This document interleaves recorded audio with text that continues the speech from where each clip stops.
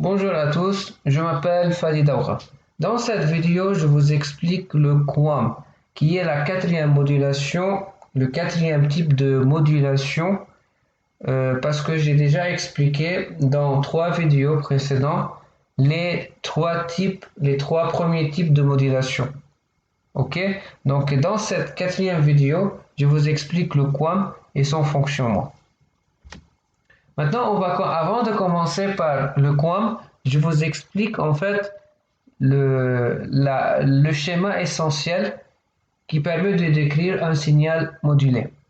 Tout d'abord, le but du signal modulé, c'est de faire porter en fait le bit ou bien le symbole par une fréquence. Ok? Donc, le signal modulé est composé de deux éléments essentiels. Tout d'abord le bit et la fréquence porteuse, ou bien le symbole et la fréquence porteuse. Le signal modulé est représenté par deux types, par deux représentations. Première représentation, c'est la représentation temporelle et la deuxième représentation, c'est la représentation complexe. Et ces deux représentations sont équivalentes. Je vous explique pourquoi. Tout d'abord, le signal modulé, comme j'ai expliqué déjà dans les modulations précédentes, comme par exemple la modulation PSK, elle est représentée en fait, donc il y a un bit et le bit est représenté sous forme d'un signal complexe ou bien d'un nombre complexe. Et ce nombre complexe est en fait, il est composé d'une partie réelle et d'une partie imaginaire. Et la partie imaginaire est multipliée par la carrière, ça veut dire par cosinus de pi fc de t. Fc, c'est la fréquence porteuse. Et la partie imaginaire, elle est multipliée par sinus. Donc à ce moment-là, on voit qu'on a le signal modulé et en fait une combinaison d'une cosinus et de sinus. Et on sait déjà que le cosinus et le sinus sont hétérogènes. Ça veut dire qu'on ne peut pas en fait mélanger le cosinus et le sinus. Vous voyez comment? Donc de cette façon, les deux signaux, le signal réel et le signal imaginaire, ne seront pas mélangés. Donc voilà, c'est ça, la même chose ici. Donc en fait, ça c'est le schéma général qui explique que x de t, qui est le signal modulé, il est composé donc de deux fonctions, la fonction réelle i de t et la fonction imaginaire q de t. La fonction i de t, qui est la fonction réelle, elle est multipliée par cosinus de pi fc de t. Ok, vous voyez ici dans ce schéma bloc que i de t est multiplié par cosinus de pi fc de t. Ok, ensuite le signal q de t est multiplié par sinus de pi fc de t. Maintenant la question, comment obtenir le sinus de 2pi fc de t en utilisant le cosinus de pi fc de t. Tout d'abord, vous savez bien que l'oscillateur, c'est un instrument qui permet de générer les fréquences. Ça veut dire de générer un signal cosinus de pi fc de t. Maintenant, du signal cosinus de pi fc de t, comment créer le signal sinus de pi fc de t? Tout simplement parce que vous savez bien que le sinus de x est égal cosinus x moins pi sur 2. Vous savez bien ça. Pourquoi? Parce que ça, ce sont en fait les formules trigonométriques. Et du coup, lorsque par exemple je fais un shift de phase de 90 degrés, alors à ce moment-là, le cosinus, alors le signal résultant du shifting de 90 degrés de la phase, ça devient en fait, c'est cosinus de pi fc de t moins pi sur 2. Voilà. Et en fait, ce cosinus-là, c'est tout simplement, c'est le sinus de cet angle qui est de pi fc de t. Donc tout simplement, on aura la génération du signal sinus en utilisant le signal cosinus. Donc maintenant, on sait bien maintenant pourquoi on a utilisé l'oscillateur. L'oscillateur, c'est pour la génération de la fréquence porteuse, ou bien on l'appelle aussi la fréquence carrière. Et le 90 degrés shifting, c'est seulement pour la génération du signal sinus. Voilà. Ensuite, après avoir génération du signal cosinus et du signal sinus, qui sont les deux signaux carrières qui sont orthogonaux, après ça, après cette vidéo, je vous explique ce que veut dire deux signaux orthogonaux parce que c'est très intéressant et c'est très important de comprendre deux signaux orthogonaux que veut dire parce qu'en fait, il y a ce qu'on appelle le produit scalaire d'une fonction qui est l'intégrale, etc. Donc, dans une autre vidéo, je vous explique ce que veut dire deux signaux orthogonaux. Mais pour le moment, le plus important, c'est de comprendre qu'il y a donc deux signaux et ces deux signaux sont orthogonaux et hétérogènes parce que c'est pas possible de mélanger le cosinus et le sinus. C'est pour cela qu'on a essayé donc de multiplier le cosinus par i de t, la première fonction, et sinus et sinus par la deuxième fonction q de t.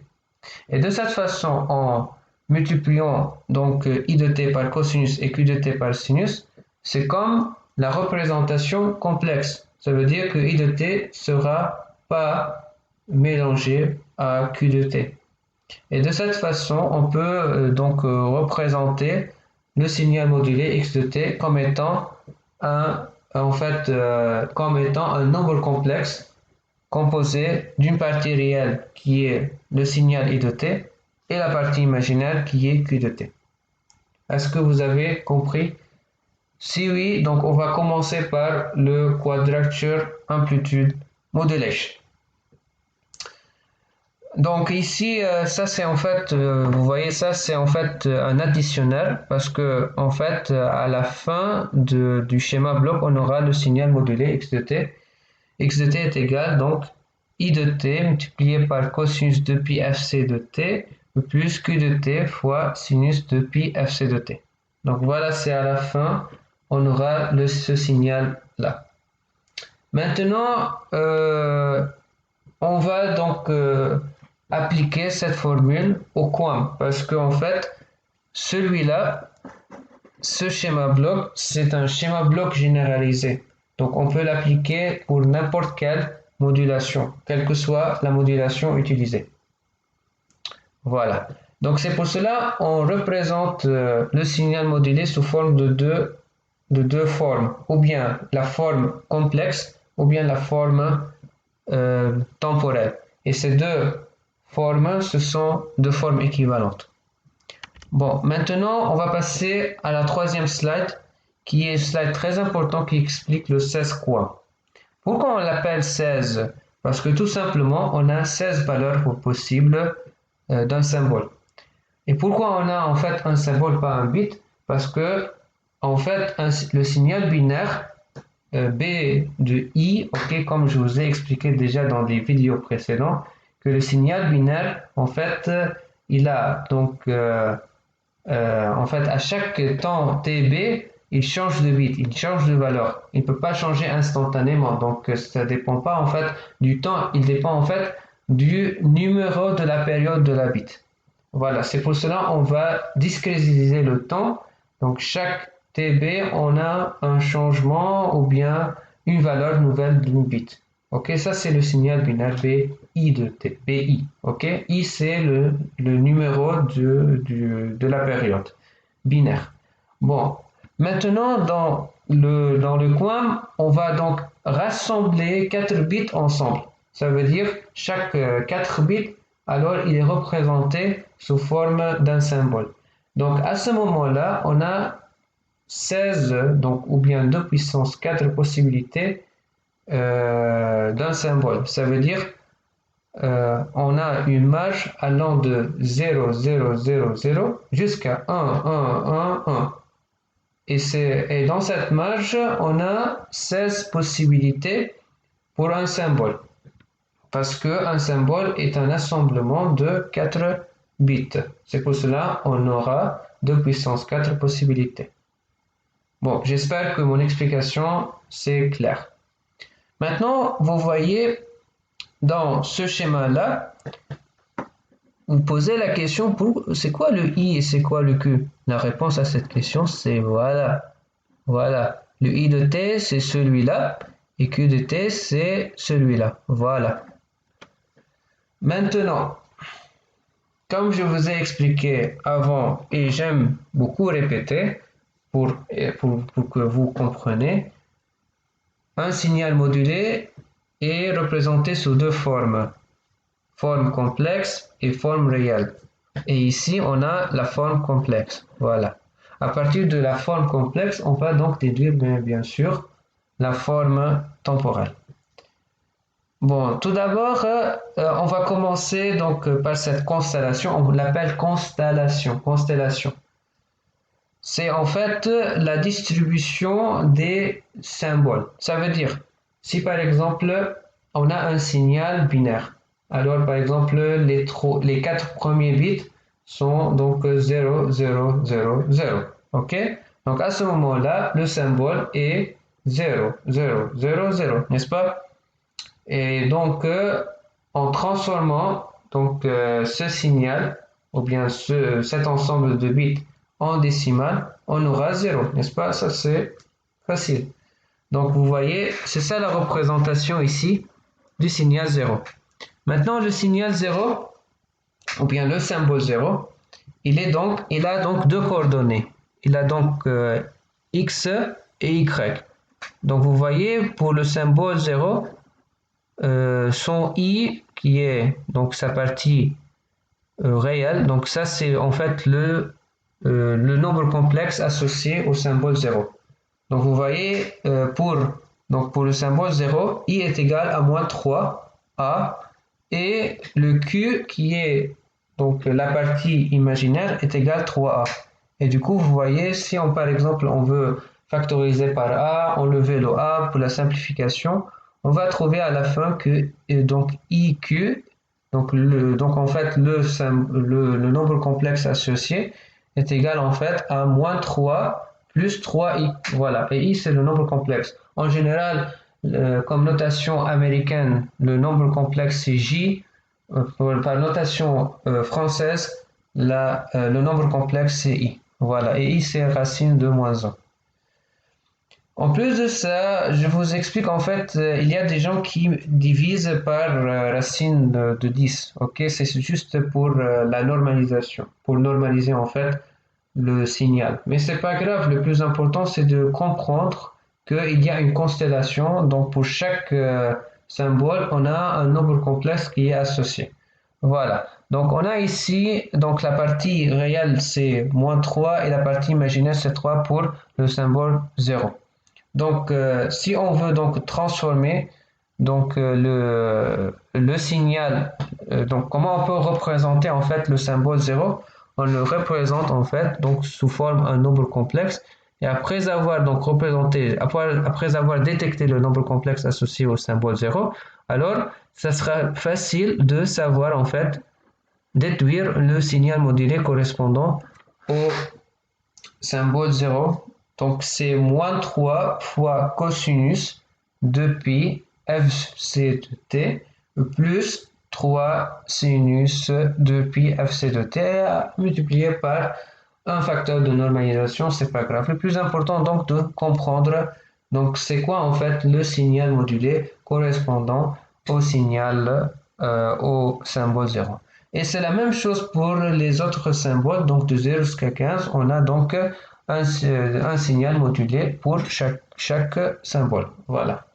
Donc vous voyez en fait, plus on aura plus de rassemblement de bits, plus on fait l'opération de modulation, moins. Ça veut dire pour chaque bit, on a une modulation. Voilà. Donc on a un signal modulé. Par contre, dans les autres modulations, dans les deux premières modulations, pour chaque bit, on a un signal modulé.